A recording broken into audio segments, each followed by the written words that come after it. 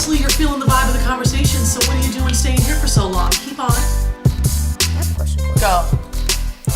So, did you come straight back? No. I finished up in Mexico. Right. 10 days in the house in Jersey. So, yes. And then I went again. Back to America for 10 days, and then I went to the UK for vacation. Oh, yes, that's right. You For did. a month. And the reason I'm asking this is because did you have FOMO over Gorka being out in the world? Great question. No. Okay. I've also never been a FOMO person. I think it's because I'm an only child. Oh, So okay. I don't care what anybody else is doing. However, Never missing out. right, like don't care, I'm always good, right? Like I'm always with myself. right. That's good. But right now, Oh, I didn't mean being with her. I just meant the activity. yes, so not then, but now, 100%. But now, I'm 100%. having a really hard time. And, Yes. and Nicole all of knows them me in South Africa has affected me greatly. greatly. So my work wife, Gorka, who I was with day in, day out, we lived together. If I was mad at her, I only could talk to her about it. If I was sad, she was the only one I was talking to about it. So it was like, that was the longest relationship I've ever had. And we didn't know each other in advance. They like set us up together. So it was married at first sight. Married at first sight. And she's traveled a ton. I've traveled a ton in different ways or whatever. But she's continued. She still works for the company. She does sales now, which is totally her world. She's like super competitive natured. So like Yeah, she's she is. living. She's alive. And I'm like, I'm back in New York because I'm going to start a business because I can't get a job since no one's going to hire me. So frig everybody else. I'm out here with my little life. I have an apartment now. These are the things that I wanted, right? And I literally, I think I need to delete Instagram. I can't. I'm looking. I'm off clean living. Yeah, clean. I'm trying to detox. I was gonna I have shut it down last night. I was over. I cannot can't. look at They're it all 'cause they're- together still and living Yes. their life. And I know they're working. Yes. I don't care. All right? You are still out here living at your epitome life. And I feel like I've succumbed. I don't know how anybody else is going to take that. But like, I'm back where I'm from. Exactly what I've always portrayed myself to not do. Correct. And, I work at a studio where I manage it, but it's part-time. And I have 2 weeks vacation, but I'm like, what am I going to do with that? Can I take that consecutively? Is that 2 weeks within a calendar year? Can I start that now? Does it reset on January 1st? And like, this is the only thing I care about, right? And I'm just like, I am having a hard time acclimating to how much of the world sees normalcy. Correct. Most certainly as a result of watching the people that I was with continue to do what we were doing together. Correct. Where I thought when we finished, I was like, deuces, I'm done. Like I have been about 70% of myself this entire year and I need to like sleep for about 3 months and then possibly talk to some people after that 3 months. Just hold them on, not talk. And now I'm like, what am I doing? I should just do that again. I should just go back to remote year. Oh my God, January 27th, that trip that's leaving, I just want to get on it. I seriously have no desire to do anything else. I wonder if So it's what's just a the crush. drawback of not doing it if it sounds like that's what you want to do and you can do it? I have to make massive amounts of money right now, and what I'm doing right now allows me to do that. Okay. It's really what it is. Mine is fear-based. Okay. Well, Blackface. I guess ideally, or not ideally, like at the end of the day, you could kind of like continue to just do remote year over and over and over again, whether that's with remote year or just on your own. Of course. So like, You could be if a that's how citizen you're, and keep popping in oh, and of out. course, yeah. Especially if you're an entrepreneur doing something that like you can really do your own thing, or your employer is just really cool about it. But like, what would prevent you then from just saying, hey, like Nothing. The Nothing. reason that I'm here right now is to be with my family and to create this.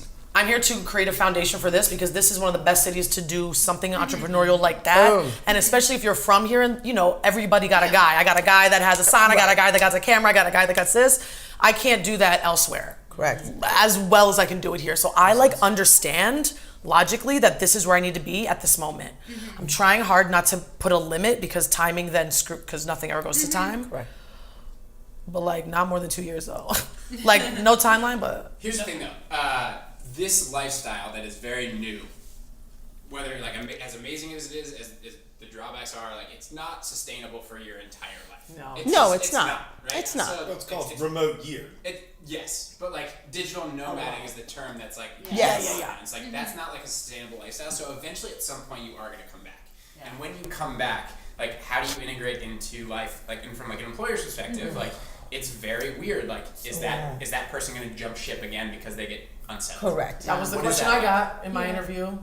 They were like, we never asked this question, but do you think you'll be here for the next year? And you're like, And I do was I like- have to answer this honestly, or I'm Right, gonna? I'm like, what if I say yes? But But that's- But I headed that off by the reason I work for the person I work for is because he's a global person. So before they even asked that question, I said, because I've been around the world and you are a global person, I want to work for you because you have a huge brand and I want to learn that from you. And as you grow, I can grow as well. And you know, they just opened London and they're opening many places. I'm like, and that seemed to like, oh, okay. So it made remote year an asset to them because I understand the world in a way that someone who has not been anywhere. That's great and And so, and that was the way to head off that question for me with this particular employer. I was unemployed for like 4 to 5 months. I quit without a job. I've always had a job, so I was like, and You're a little bit stressy. Yeah, I was like I all remember. over the place. Yeah, I was like, Vicky, what am I doing? I literally Every hate day my we're life. voicing And then the next day I'd be like, this is great. This is the best thing. And then the next day I'm like, well, I'm a crazy person. But I just don't like to sit still. And I was thinking about all of these things, like looking at remote jobs so I can keep traveling. And then as time went on, I was really trying to figure out like what about the travel piece? Like, why did I want to keep doing that? And at the root of it was like, I was just afraid to commit to something. And Just in the car, we were talking about signing a lease. yeah, it was like number one fear. Yeah, and I love being able to like pick up and go because mostly when I get bored or whatever, you know, there's something that's driving it. And I realized I was like, okay, I need to face this biggest fear that's just to like sit still and try to like acclimate to this life and build How's it been something. going? So real. new job, new city, nothing. I had no stable, like nothing that was stable. So it's been a super big shock. And I want to get back to a place that's like I can go and travel for a long period of time if I want, but I also am happy that I'm gonna be like creating some roots. Whether I'm probably not gonna be in New York forever, but it's kind of nice to Have options. have options. And New York City it's crazy, but it is the most diverse and insane place in the world. Like people flock here. It's, you know, you can literally do something every single day, different. So it's, you know, yeah, you get that surge of energy when you travel, and I'll always have that, and I'll always be a traveler, even if I'm like sitting still for a minute. But New York is a good place because it has that energy that can like help me in my crazy life. An opportunity But it's too. hard. It's hard. And Oh, I yes. think remote year did mess me up a little bit. Oh, Yeah. without question. I think that like, and in all the traveling that I've done, the main difference is like the extended amount of time for me. It's never been something as long as a remote year. And I think just in hearing you guys and others, it's almost like this fear of like stopping this go sort of. Right. And like I get that piece because I'm that kind of person too, and like being complacent in anything like freaks me out. So I think it kind of just comes down to figuring out how to establish something for yourself where you still have the flexibility and the ability to go and to explore and to do all those things, because as we just talked about, like remote year over and over and over again isn't really sustainable. So at some point you're gonna have to figure something out. And I feel like that's a delay. Like you're delaying the inevitable if you just keep doing. Keep going. Yeah. Right. To your Right. point. Like at some point you need to sit down with yourself and be like, this is what But I'm it's about. creating your boundaries too, because remote coming back and it being so scary and having to adhere to other people's. This is when you can take vacation. There suddenly someone else is putting boundaries on your life. It's the happy medium where I think I'm trying to get to, so that I can say, all right, I'm going to go away for a while and then I will come back. It doesn't have to mean that I'm going to be homeless for the remainder of my years and just live out of a suitcase. But it also means that I should have the option to do things that I want to do in the time that I wish to do them, but still have a responsibility to those around me, whether it's a fiduciary responsibility to my employer or the people who love me and have a responsibility to them. It's finding that particular balance, and that's what coming back to from remote year was so scary about. Because what I do, I work like 14-hour days for weeks on end, like no weekends off, no days off, no nothing. And then I knew that if I took this type of job again, I've seen that, didn't like that, and thought, I'm coming back to New York and going back to exactly what I went to remote year to get away from. And yet here I am again. So I'm thinking sometimes remote year seems like so long ago and kind of like a dream, because now I'm getting back into the mindset that I tried to eradicate by going away. I also think you asked the question earlier of like, what's the question everybody asks, which is, what's your favorite place that you've been to? Oh my gosh, yeah. I was starting to realize that, my favorite places, it didn't really matter where it was. As corny as this is gonna sound, it was about the people that I was traveling with. And my people started figuring out that they weren't gonna travel every month to a different place. Like they were more gonna be settling down and taking a step back, and those are my people. I love meeting new people, but we had dinner with our friend that was in town the other day, and had the best time I've had in such a long time, and it was in New York City. So it was just, I'm trying to think of traveling in my life in more of a who can I go and travel with and visit, and what are the places that I can experience with someone, as opposed to I just want to see this and get a picture and go to these cool places. But if I don't do it with a community or with people, then it's kind of like, okay, I did this cool thing, but it wasn't as fun as if I had done it with people. And I can do that here, I can do that at home, I can go travel and meet people wherever, friends, but I want to do that type of stuff more so than just checking off the boxes.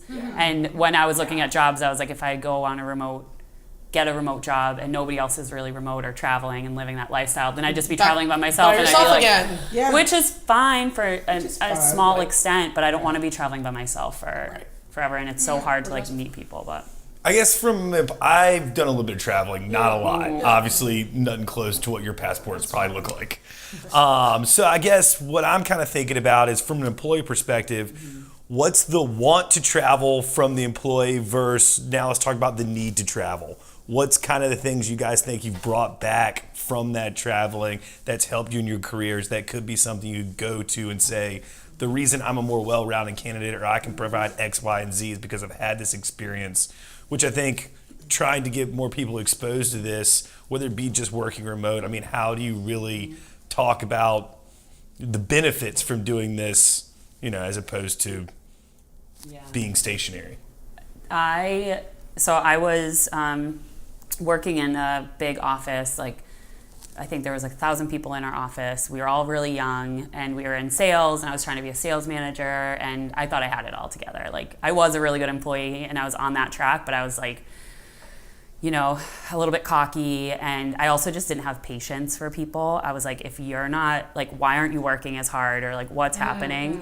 And I was just a little bit more impatient, and I was a little bit more immature, and I was just a little bit, and I traveled a lot, but it was just not to this extent. And in the past year and a half, I've grown so much more than I had in the 28 years before that. And now I do feel like I approach things in a much better way in the workplace.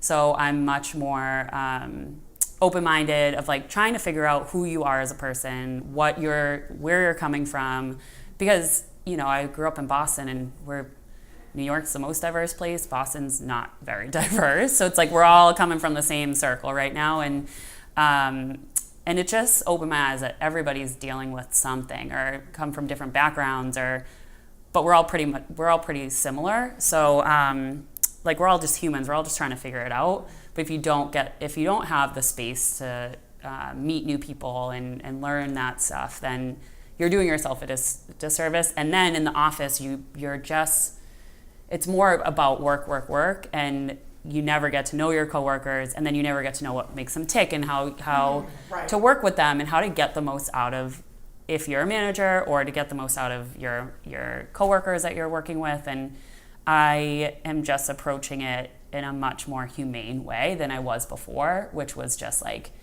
I'm gonna climb to the top, and I'm like, well, what the hell is that now? You know, like, what is the top? Do I even want to be there? I just really want to like meet people, learn from them, and try to like work with my coworkers more than I ever did before. And I do chalk that up to traveling. And I think I'm a much better asset now than I was back then. And I would have done fine, but I'm just enjoying it more, and I think I'm giving more than I was before. I think you said something. You just said something very kind of brilliant. Oh my God. It's the wine. In that you had worked so much that you didn't get a chance to have a human interaction with the people that were under you and that you were working amongst. And I think because people work so much now, it's so pervasive in your life that nobody is valuing the fact that you need a little downtime, whether you're going away for a year or whether you're going away for an afternoon, that you need a little downtime so that you can feel like a human, that you can relate to another person as a human, and make those really valuable connections so that together you work more efficiently because you have compassion. And we almost had to go away for a year to be able to get back to a center so that we could start that again. Because everyone was just so worn out now working and having the tracks that we had and being able to be a community, and that's what Remote Year does, gave us the opportunity just to tap into other human beings of other cultures, even human beings who are the New Yorkers, to just get to know people. And now I think we're just not valuing that. We're just valuing the fact that you've got to be grinding 24 hours a day. You know, if your eyes are open, you're grinding, and if you're not grinding, you're asleep. And whatever happened to just being together, even when this is unique to sit amongst each other, and the fact that we were forced to put our phones in another place, not that you forced us, but we did this, so that we could just talk to each other. You know, I have a friend who is a recruiter here in New York City, and she said one of the problems that she has with millennials is that they don't know how to look someone in the eye and have a conversation with them. And she said they're just as brilliant as people have ever been in the history of mankind, but they can't speak to each other and they can't look you in the eye. I mean, that's very true. But that is also like, I feel like I'm being devil's advocate, like, and I'm so not like, I was cursing my employer for not letting me go, but the other perspective is important. Yeah, of course. And it just makes me think about, you're talking about being connected and a community and a family and all that stuff. And I guess in looking at what my employer, you see where I'm going, I think part of their saying no in this is losing people. If Rebecca's asking for this, so is everybody else, and then no one's within reach. And it's being able to, in this transition, which I think is happening, and more and more people potentially asking for this, or more employers having a potential a remote role for people. Like, do you think on the flip side that we're gonna lose that? But do you think like corporate retreats are necessary? Like a retreat with your whole company, for instance? I mean, my company does something like that actually. Once a year, they fly us all down to Miami. It's a long weekend of just nothing, hanging out. You know, just like know that. Each other. Because they want to enforce that sense of community. What if you had 4 months worth of that with your entire team? That's the difference. Right. Because you don't have to be 50 individuals that apply. You could be 50 teammates from one division within your umbrella company, and your company was like, you know what, let's see this. And there are some companies that are doing that will be willing to do that. So that's mad progressive for them. But right, everybody at the table is not ready, but like, but that is where we're heading towards. So that's mad interesting. But I wanted to actually say, you've done really interesting like philanthropic travel. So in answering their Coleman's question, actually, like rewinding. I'm interested in that. Like you coming back, I think the question was like, what can you bring back to the table professionally, personally, after this travel you've done? And your travel's different than ours. I mean, I spent 2 summers in Nigeria, and I was just there for the third time this past summer, not for a huge amount of time, just for a couple weeks. And it's always sort of that culture shock in coming back with just the general sort of this might be specific to like West Africa, because I think people are generally, like we were just talking about Anthony Bourdain's Places Unknown, and when he went to Lagos, I think what he portrayed so beautifully was the entrepreneurial spirit that so many Nigerians have. It's that get up, that grind, and the zero bitching that's done in the process. No complaining, nothing. This is what we do. We work and we hustle. That's perfect. Yeah, that's exactly what it is. And I think for me, coming back to New York each time and falling into the madness that is New York City and the excessive amount of bitching that takes place. Just from that work standpoint, that always like throws me for a loop. I was in Cape Town, and I did my first Airbnb experience, and it was running through Township, and I saw it and I was like, this looks great. I love to run like local experience, gross, but and so we were in Cape Town, and we go out to this township. The guys helped me get a car out there and everything, and we met these 2 guys that were just incredible, like born and raised in the township, still live there, and they've built this business with Airbnb experience. They were like number 1 experience, or like super early on, and then they also have this like other like ways in which they bring people to the community, and it's all in this hope to build this athletic center in the school, like that's pretty run down, and to bring sports to the school so that kids don't get in trouble. So they have this incredible vision. They took us around. They're like 2 of super hardworking, surrounded by other guys who are really entrepreneurial. They all went to like entrepreneurial business school, and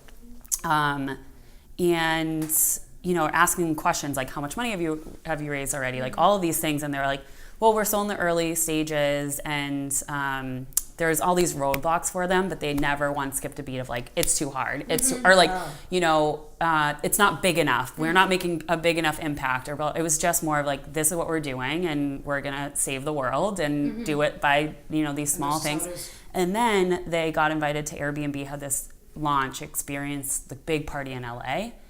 And they were sponsored by them. They came up and they couldn't get a visa to come to the United States.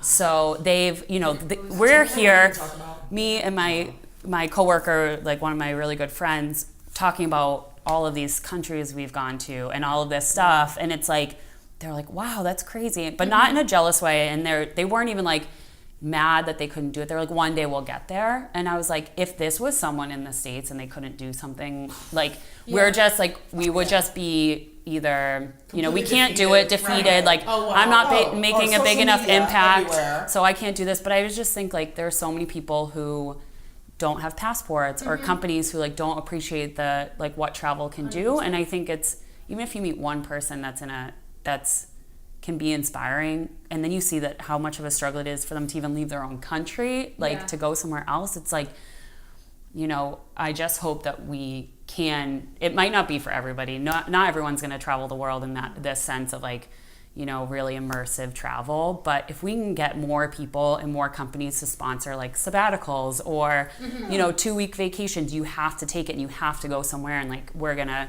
provide you this. I just think everybody's going to be way more globally minded, and they're going to be inspired by other things. New ideas will come from it, and they're just going to be better people to work alongside. And like, some people might be like, I'm never going to come back, and you lose them, but you might have lost them as an employee anyway. So it's like, they inspire me like every day, and I'm like, I don't do nearly enough. And I think there's so many there are countless ways that people improve in the workplace upon return from this, right? Like whether it be patience and tolerance, empathetic communication. Empathetic communication is, I think, just immeasurable, right? Like you're plopped down into Hanoi Vietnam, they ain't speaking English. There aren't signs in English. Like, it's not for you. And it's still communist. And right, it's the north of Vietnam. It's not the south of Vietnam. So you got to figure it out. And you're in their place where every other, there are a lot of other places that cater to English-speaking people. American-speaking. English-speaking people. Or even Western. Right. Anyways. And this is not one of those places. So you need to use your hands. You need to look people in the eye to like get your point across. Right. You need to understand that Asians, as a culture, don't care about personal space, whereas Westerners care about personal space. Correct. So they're here. They're all up in your business, and you're like, this is too much for me. But like, you're not gonna make it there. So then when you pass the hump of like all these changes that you can't stand, because like Hanoi was my month where I couldn't effing stand it anymore. It was a 5-week month. Oh my God. I didn't know that. Oh, no. I was in love the entire month. I was in my air-conditioned apartment every single night every day. That as much as I could be there, I was there. And I was ordering food in, I didn't care. But the one city that I think about always ends up being Hanoi, where I'm like, I didn't give it enough because I was unwilling to, I was so uncomfortable. Yeah. I was unwilling to bend. And I think that being able to go past that hump, which inevitably, because that was month 4. That was month 4, so we had several months left. Like inevitably getting past that hump. You're able to maneuver and adapt and be flexible and pliable in ways that maybe you would never have even considered before, right? Like any idea is really not too much.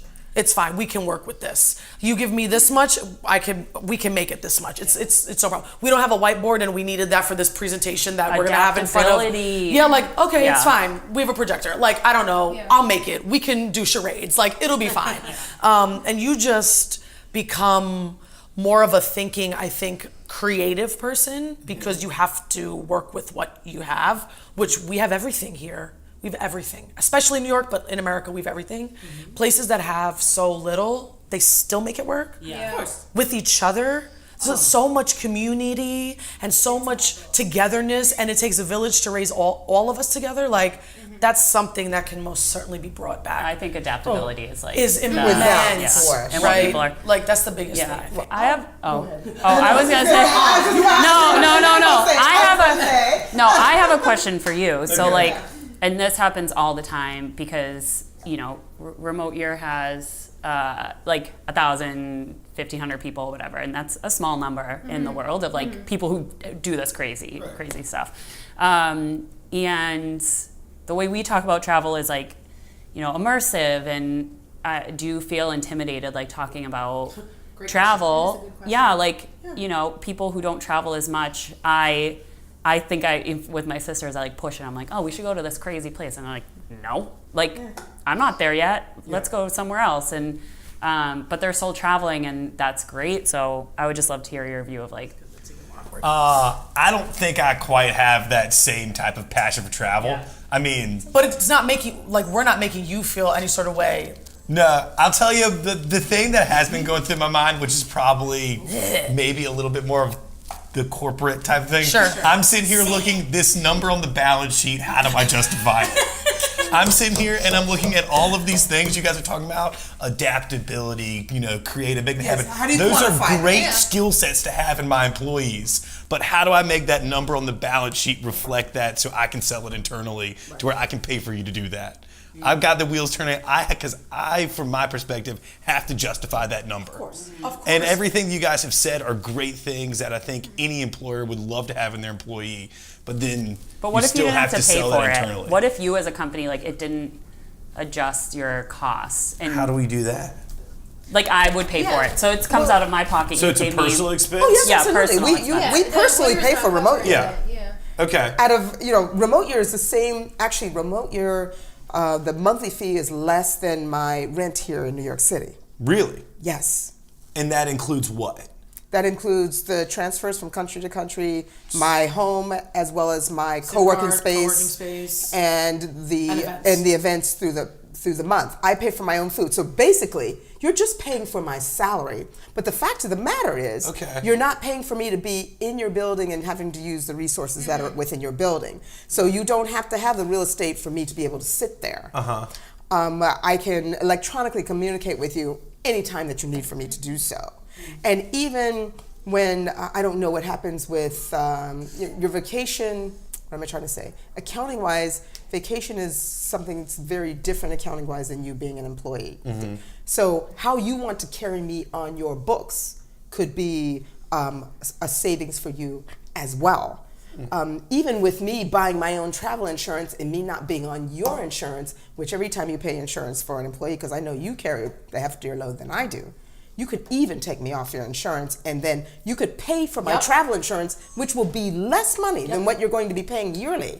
So this is a way to justify it, because I'm an employee too.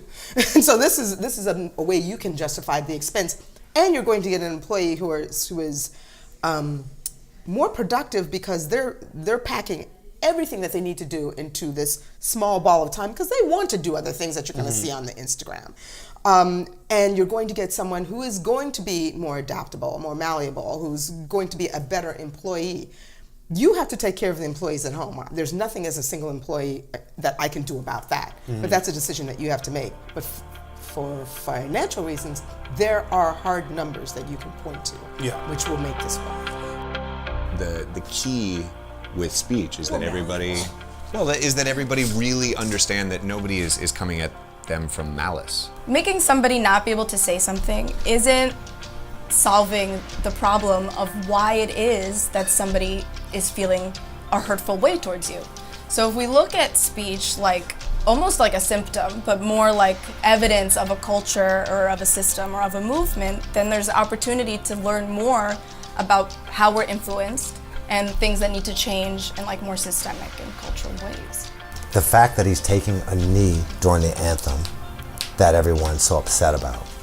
Or is it the reason that he's taking a knee? And he was making this decision, and I think he knew really well, what the repercussions were gonna be. And like, look at him now. No NFL team is gonna sign him. No team wants that publicity. Nobody wants that attention on them. And that's something that his freedom of speech, his right to exercise, is now, as a professional football player, no longer the case for him. He's never going to be able to play again. I know, and that was mind blowing for me too. So altruism versus money. Yeah, I mean, the hope is that speech and culture is just as valuable, if not more valuable, than money and business. So we just wrapped our convo and it was excellent. We hope you liked it. Make sure to like, subscribe, follow YouTube, Patreon, Instagram, Facebook. And yes, you'll see this ending a lot because who doesn't love a little consistency, and we wanted to do it one time, so let's do it.